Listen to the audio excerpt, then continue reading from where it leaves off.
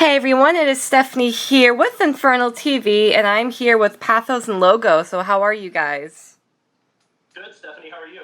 I'm doing good, thank you. All right. Alright, well let's go right into the Cult EP that was released in the end of June. And I know the EP has, it's a conceptual EP, so how does the music tie into the concept? Well, the music, in the way that's arranged, the keys of the songs, certain of the rhythms that were included in the music, it's essentially song by song meant to function as a kind of a ritual or a journey where the listener starts out at the beginning and then by the time they reach the end of the recording has achieved some kind of spiritual or developmental apex. Mm-hmm. Nice, interesting.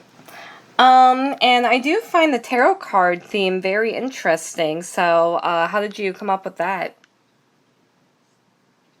I wish we could tell you that there was a profound answer to that, but Paul and I will tend to finish out our tours by just driving straight home through the night, and we are often sleep deprived, and we are just talking about random stuff to keep ourselves awake, and this idea just happened to come up while we were driving through, I don't know, Idaho or something like that at 4 o'clock in the morning. And we just ran with it from there. What I will say to that is it was at least somewhat informed by the fact that we took a hard look at the way that people are consuming music these days.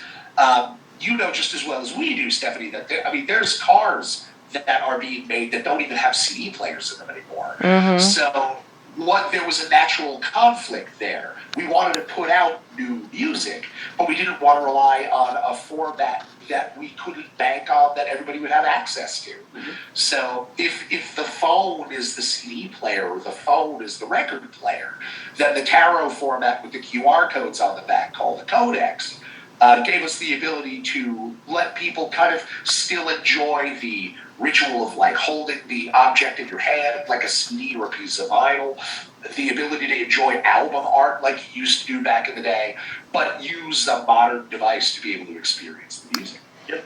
That actually was going to be my next question because I was looking into the codex that you released with the EP, and I mean it's amazing. Just such a cool idea. So props to you guys for that one. But I also find the fact that you were able to combine the visual art, like you said, with the music itself. Why do you think that's important to combine music with visual art? And do you recommend that maybe your listeners listen to the EP while looking at the codex, or what were you thinking when you created that?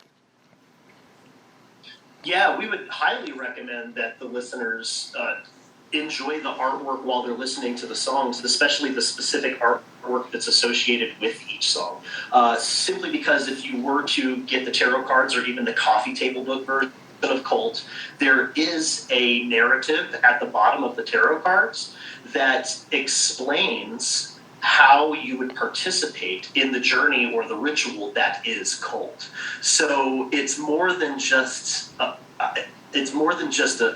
mono media experience. It's truly a multimedia experience.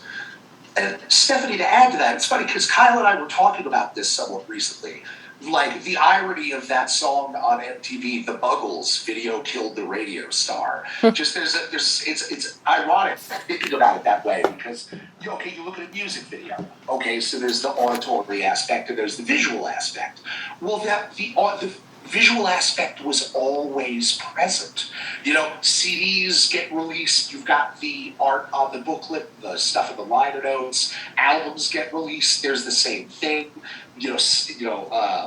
Vinyl gets released, full records and 45s and stuff like that. There was always some either tactile or visual aspect to it. So really, I feel like throughout the history of, mass-producing music and people consuming it, it's always kind of been like a multi-sense thing.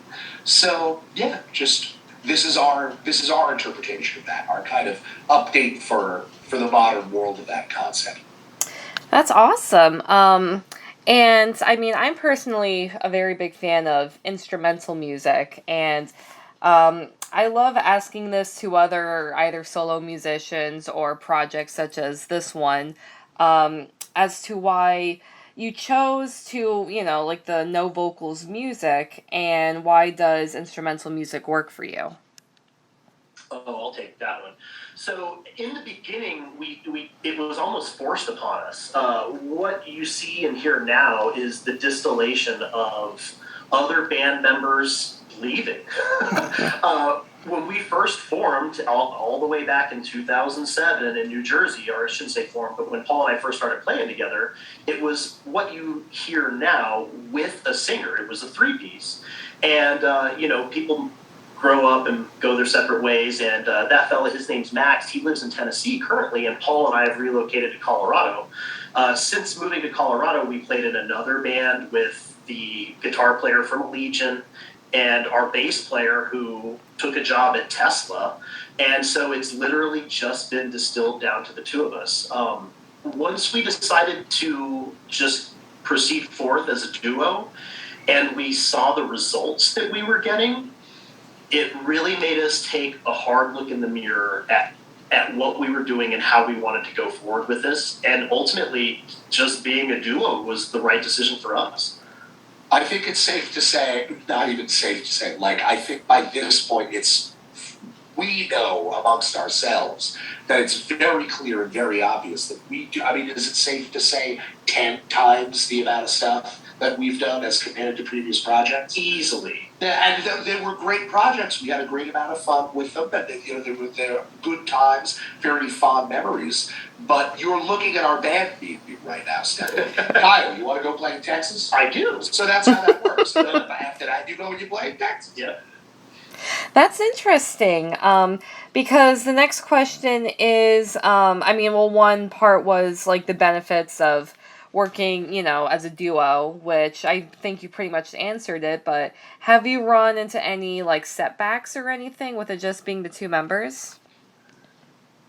I wouldn't say setbacks. I would say that for lack of a better way to describe it, the startup cost, and I don't necessarily exclusively mean money, just in terms of the time division of new responsibilities, assuming very new responsibilities. I dove head first when the band first started. We've been out on the road now seriously, playing a lot. This is year 2.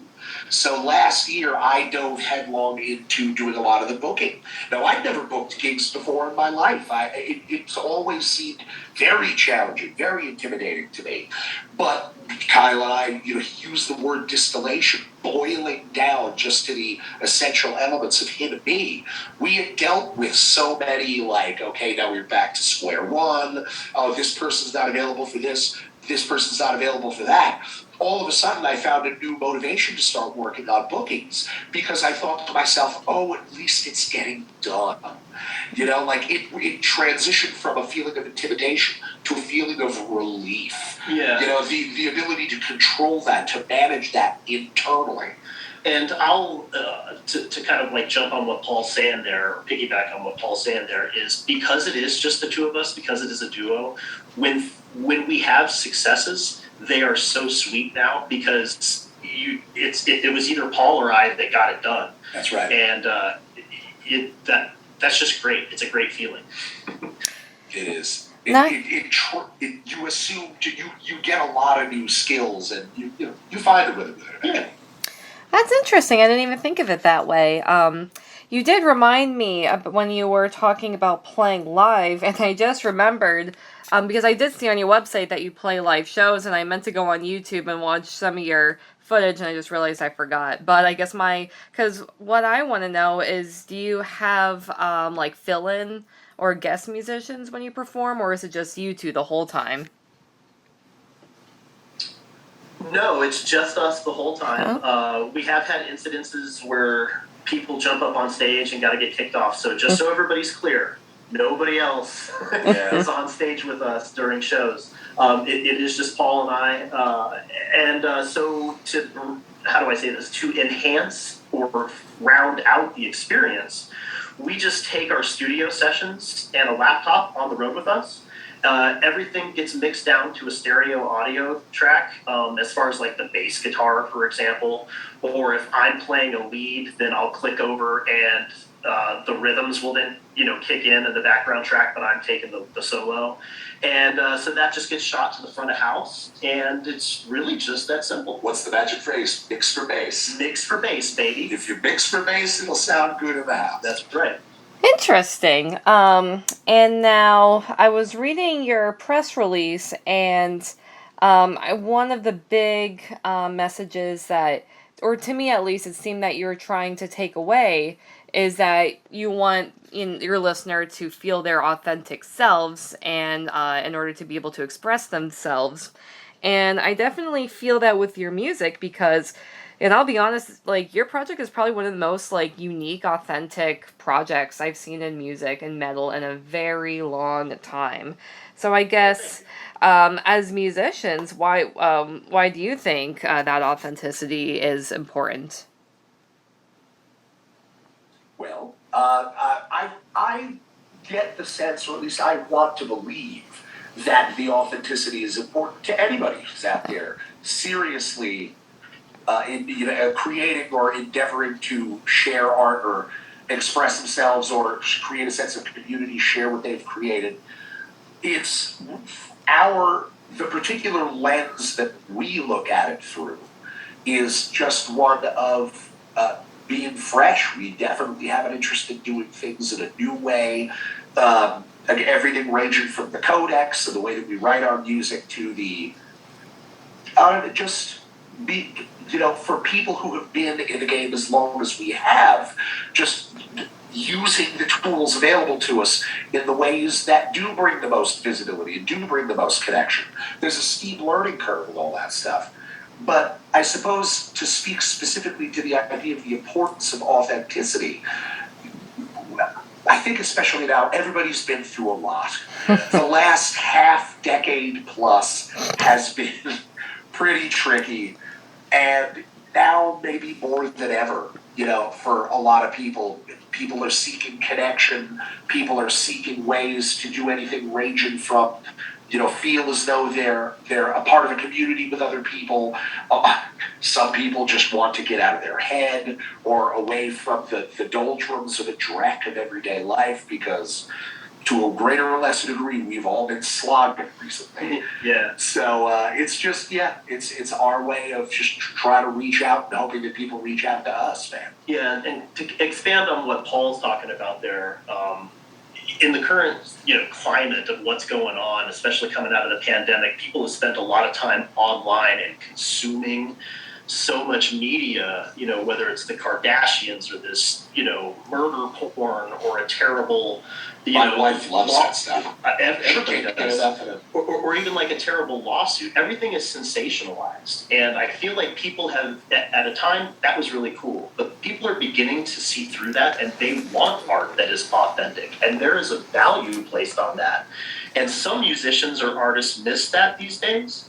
But if you can be your authentic self and express that to people where it comes across in whatever form of media it is, and then also encourage them to be their individual selves, I don't think any amount of money can really even be placed on that. You hit on something there. If you don't mind passing the ball back to me here. There's another phenomenon that we have definitely experienced. We've talked about it a lot as friends and as a band, which is just people, I think, are sick to death of being advertised to and being told what they should or shouldn't be doing. Now, we have mentioned several times over the course of this interview that our vision for the Codex and our vision for the Cult album was meant to be this sort of telestic or thaumaturgic journey that people could go through. But although we like to offer that, we don't in any way want to promote the idea that those are the terms that people need to accept in order to enjoy the music. Maybe somebody gets a kick out of the songs, maybe somebody likes the occult aspect of it, maybe somebody just gets a kick out of the art, and that's the part that they like about the best. We definitely pride ourselves on the idea of, here's what we're doing, this is how we think about it, though this is what we think of it, but feel free to draw your own conclusions or just feel about it whatever way, for good or ill, you choose. Definitely not try to, wag our fingers and tell anybody what they ought to be doing. And I know that's a long-winded answer to your question, Stephanie, but that was a very good question. So it's hard to answer with a Reader's Digest paraphrase. Yeah. We're not just going to keep that one to 140 characters.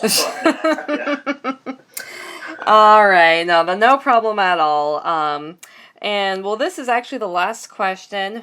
You guys can say whatever you want. You can promote the EP. If you have any shows coming up, you can promote that. Like, just take it away. Whatever you want.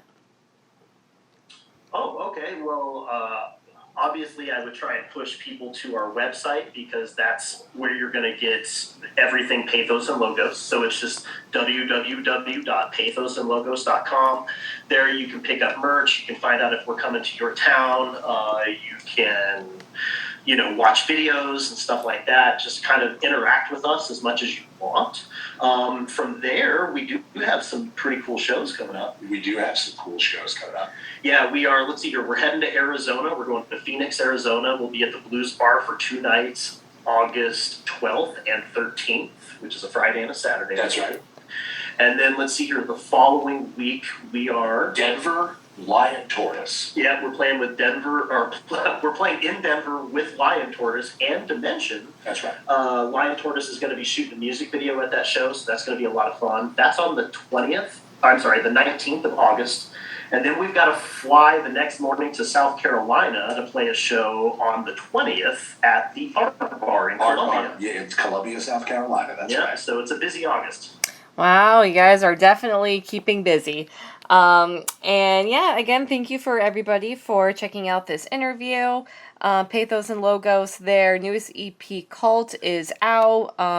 You can get it on Bandcamp. You can get it on all streaming services. Definitely check out the Codex. I did see that you can get it on the band's website. Like, it is such a cool, innovative idea. Definitely a very awesome way to enjoy their music. So I highly suggest looking into the Codex. And yeah, as they just said, they're going to be doing a lot of. They're doing some touring, going to be playing a lot of awesome shows, and I'm sure these guys have even more on the horizon. So thank you again for listening, and stay metal, everyone.